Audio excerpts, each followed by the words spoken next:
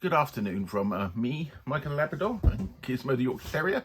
And my name's Duncan, and welcome to Bath Books, or Back Away from the Donkey. And this is day 4 of my books I believe should be Sci-Fi Masterworks. Micah is disagreeing with me. Give. And now we have a Grumpy Cat toy. You can take a toy. And she's just happily squeaking away on Grumpy Cat there. But yes, day 4 of my books I believe should be Sci-Fi Masterworks.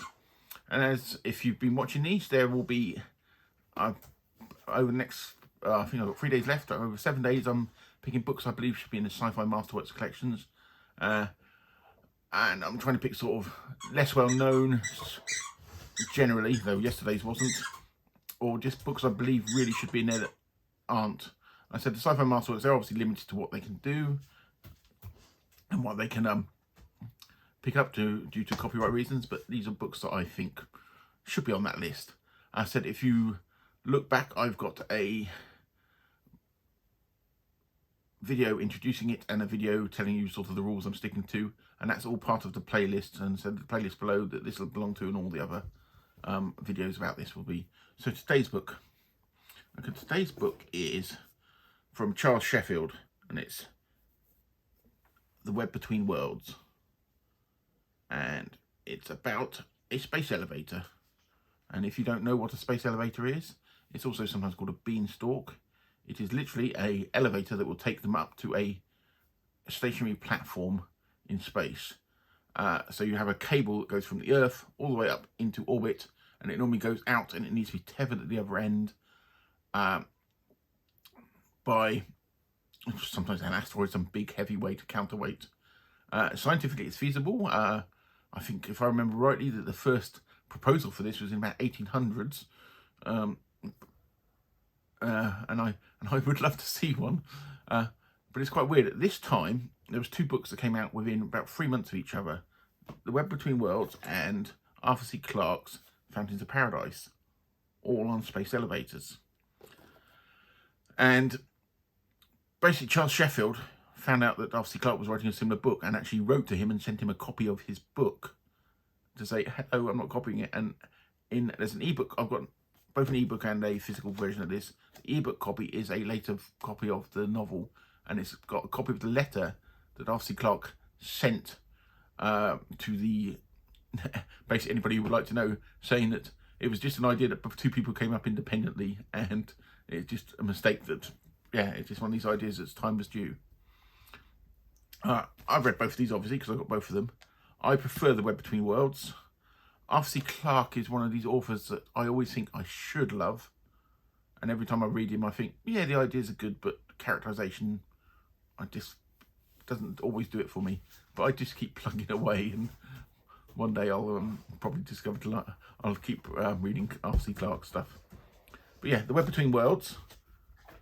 Charles Sheffield as an author is a scientist, physicist, and I said the ideas, I think, even in the back of this book, we have an appendix about how to build your own beanstalk, and it goes with all the science of it.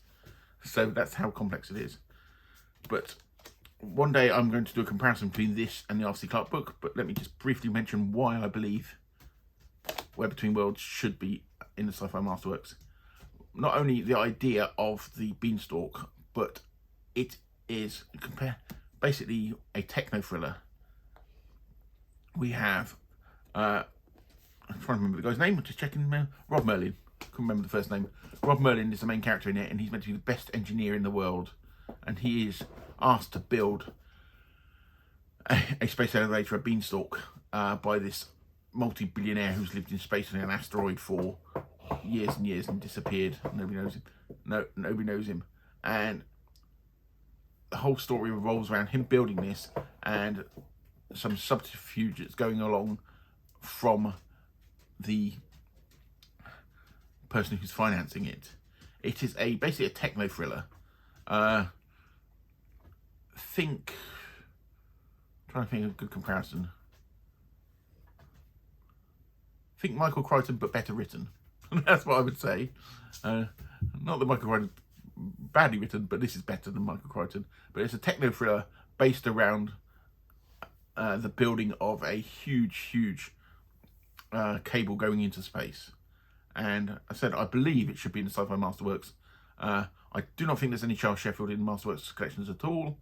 I did have a flick down. I've got a list of all Masterworks books, and there's no Charles Sheffield at all.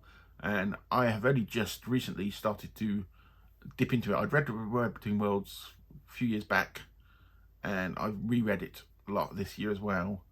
And I've also got some of Charles Sheffield's other books, and I'm just sort of discovering after like nearly 50 years of reading. I've only just sort of really discovered him. But yes, The Web Between Worlds is the next one. If you want a good sort of hard science fiction based in science fact, but with a good plot line, a thriller plot line, and some nice characterization, I recommend this Charles Sheffield's Web Between Worlds. Anyway, I will see you tomorrow for day number 5, and thank you all very much.